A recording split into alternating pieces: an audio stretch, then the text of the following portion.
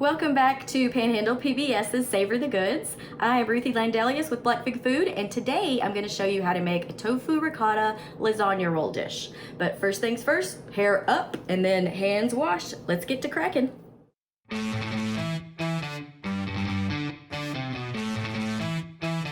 Now that y'all been quarantined for a few months, I would almost bet that your cooking skills have been raised. So today I'm going to challenge you, and it's got a few more ingredients than what I normally use, but I promise you, with all the love that you're going to put into this dish, it's going to be delicious and you're going to love it.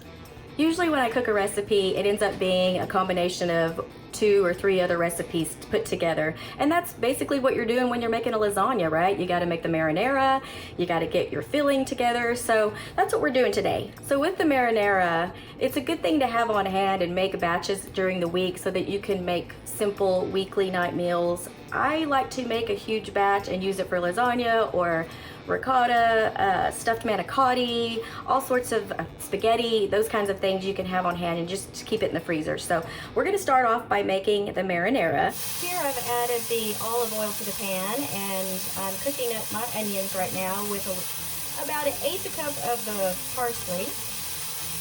So you want to cook these until they become semi-translucent. Then I'm going to add all my yummy garlic and get that nice and sauteed.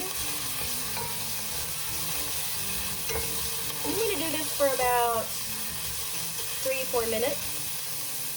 Then you want to add the can of tomato paste.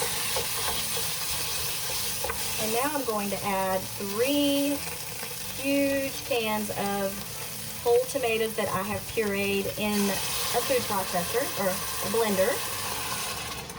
And then you're adding a teaspoon of cinnamon, 2 teaspoons of garlic salt, 1/2 teaspoon of salt, and 1/4 teaspoon of pepper, and add the remainder of your parsley. And this is going to cook for a good 1.5 to 2 hours on a slow simmer. To get started with the ricotta mixture, you're going to get 1 block of extra firm tofu and make sure all the water is squeezed out of it, and I usually just use paper towels for that. Then you're going to add about 2 tablespoons of tahini paste, and you can find that in the international food aisle.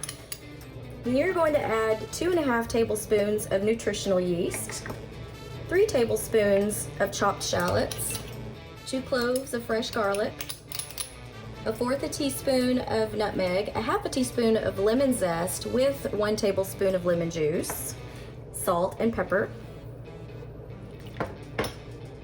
and 2 whole cups of freshly chopped spinach.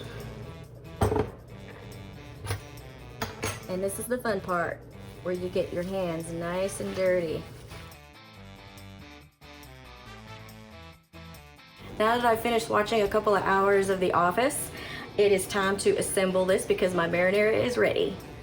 To get started on your rolls, you're gonna put about a ladle full of the marinara into your baking pan, and then we're going to spread out all of our noodles. These are our lasagna noodles that I've already cooked, and you're going to just layer your tofu mixture inside, and you're not going to go all the way to the end because you'll see when I roll it up, you'll see how the seam will get put together a little bit easier.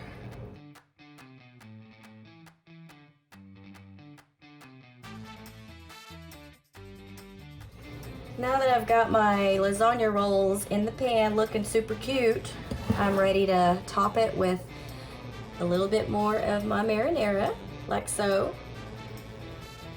And you can add as much as you'd like. This recipe for the marinara, if you don't want to save some for another dish, you can use it all in this one. It's that good. Where's the cheese in this recipe, Ruthie, you ask? I'm about to show you.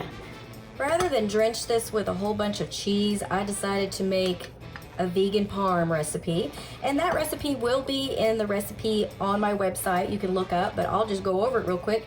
What this is just processed cashews with nutritional yeast, garlic powder, salt and pepper, and I'm just going to liberally sprinkle this on top, and look how beautiful that looks. I could eat this cold, you guys, but I won't. I'm going to bake this in the oven for about 35-40 minutes at 350 degrees.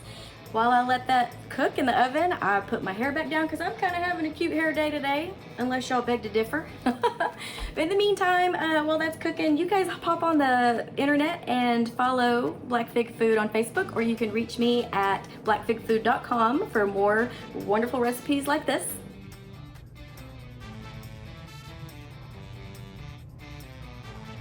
For more great local content, you can follow your local PBS station and consider donating to Panhandle PBS.